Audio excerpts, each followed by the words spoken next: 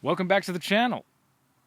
And our third attempt at being professionals at giving scores to the whiskey that we are drinking without knowing what it is for the first half of the episode. Yeah. Yeah. Yeah. Yeah. We're professionals. I'm Brian. I'm Matt. We're the Whiskey Wimps.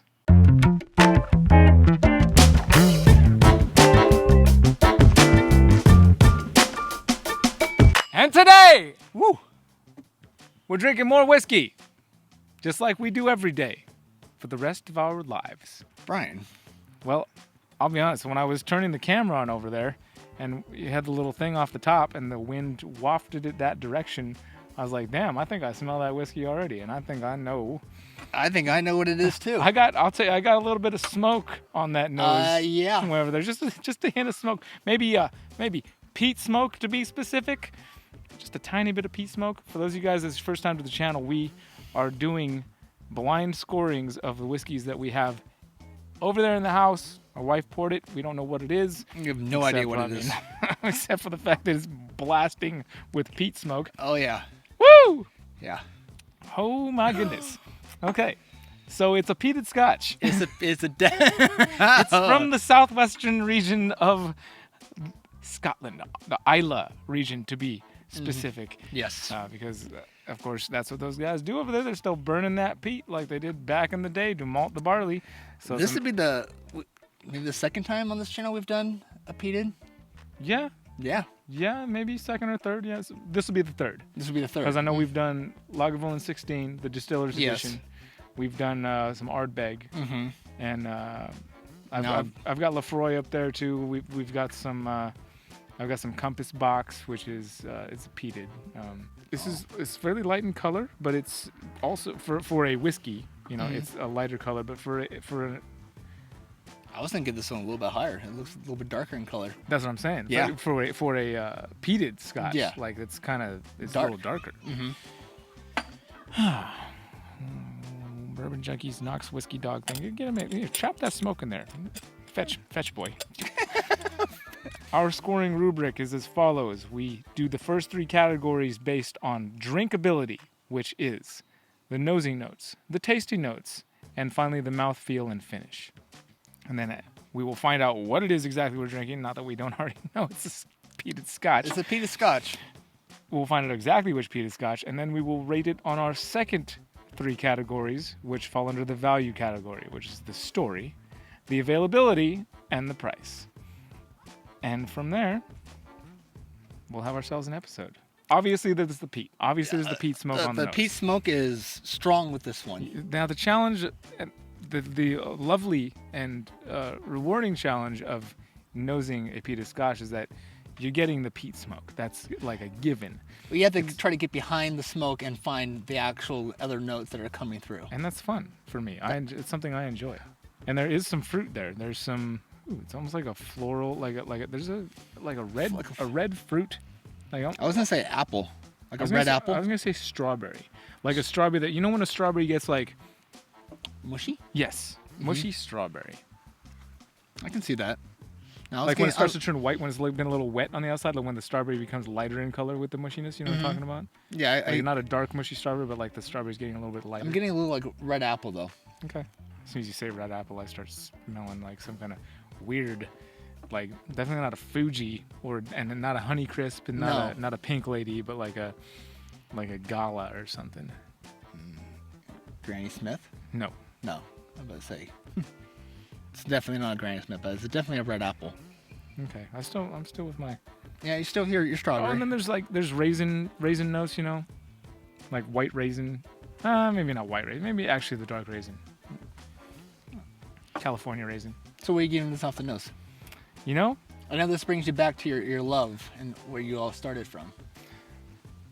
And this is where we're gonna separate the men from the boys. The whiskey without an E drinkers from the whiskey with an E drinkers. Oh yeah. Yeah. Yeah, I'm giving it a 4. Ooh. I'm giving this a 4. All right. Well, I guess I'm gonna be one with those whiskeys with an E. Knew it. I'm American. Gotta be American here. No, I'm taking notes. All right. You're giving it a 4. I'm gonna give it a 2.5. Fair enough. Taste. Taste. Cheers. Cheers.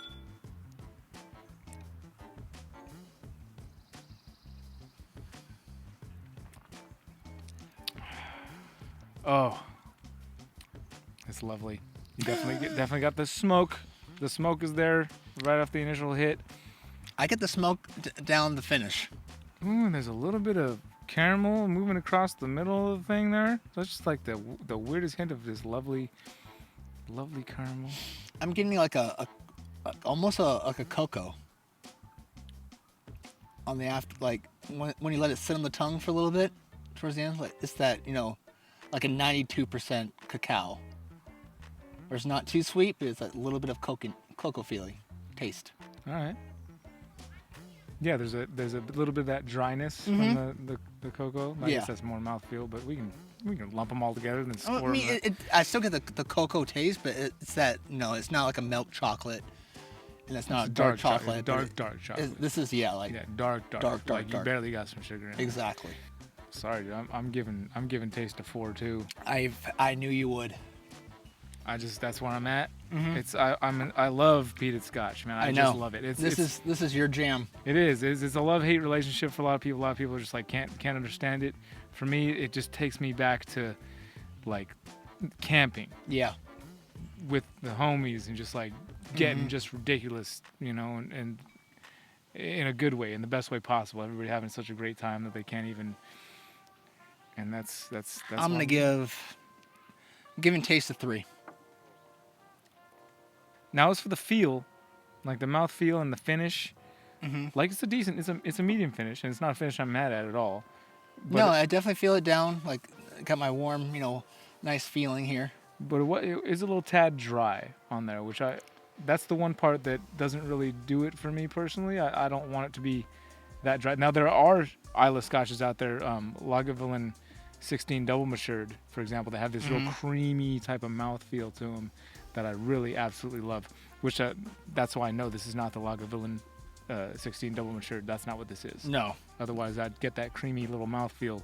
No, this has no creaminess, and it really doesn't even coat the glass.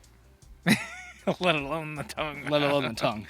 So I'm going to drop it down to a 2.5 on mouthfeel. I'm going to give it a straight 2. Okay. Well, Matt. Shall we see what it is? I know what it is. Do you?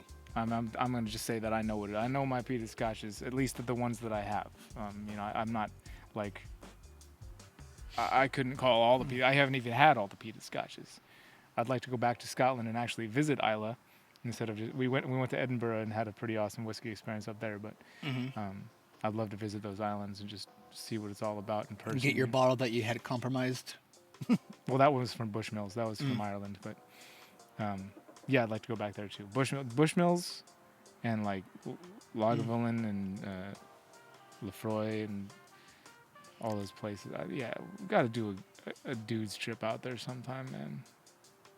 I'm down. Yeah. Pull it out. Oh, it's Ardbeg Ugdil. The Ugdil. I don't remember how he spells, like UIEA. I haven't looked at it yet.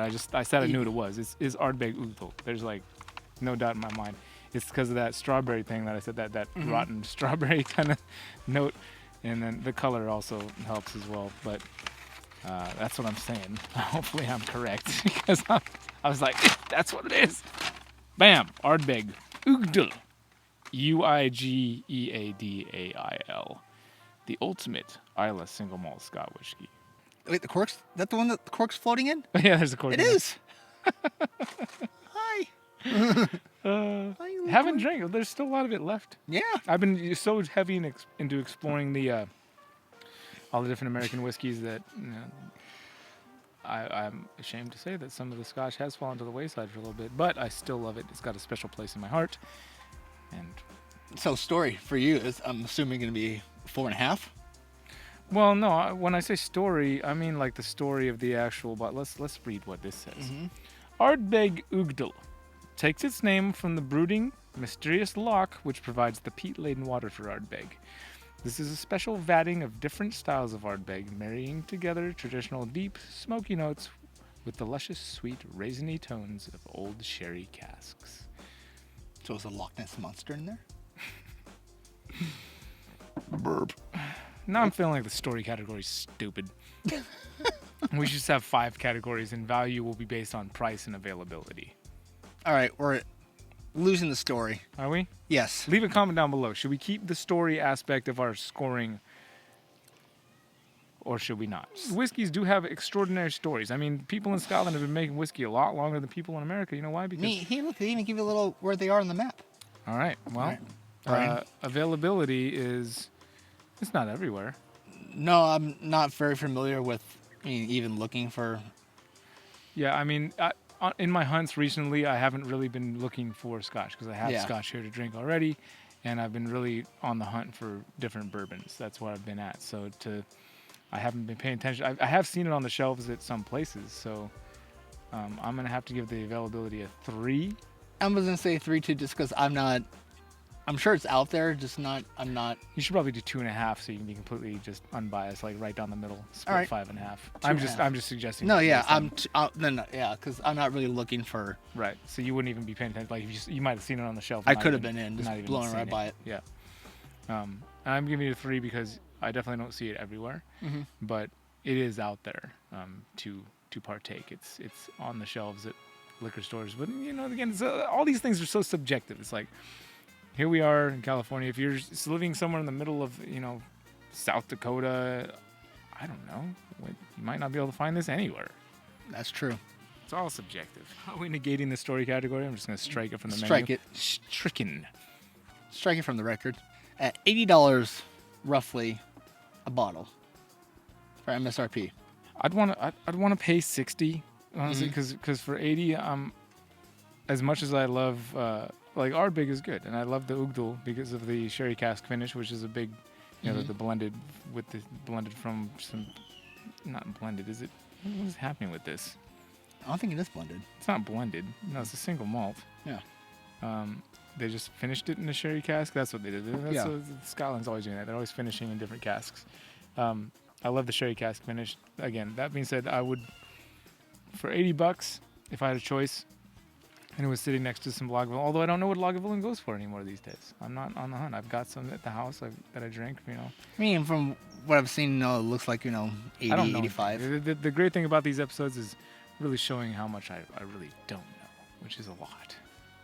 He doesn't know about anything. I know how to have a good time. I know how to... Oh. We're being serious. I know how to whoop some ass when it needs to be whooped. Don't make me pull up the footage. Everything is better with whiskey. And friends.